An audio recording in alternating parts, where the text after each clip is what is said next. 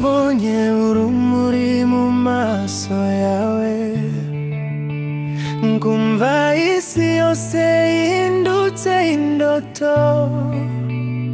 Ijwi ryawe rinyibutsa amahoro, nguko umugezi utemba mu butaka bushya.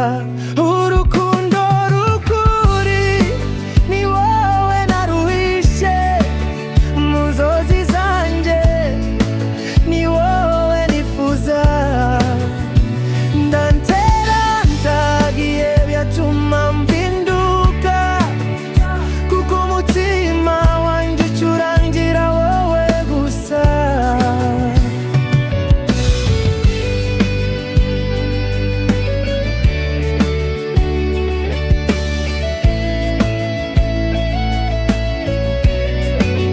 Iyo uri hafi umutima urahumeka, inyoni zisingiza izuba riva.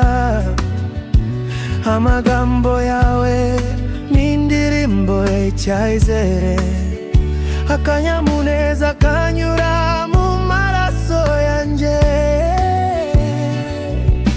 Nta mpamvu yo gutinya ejo hazaza, kuko urukundo rwacu rufite imizi.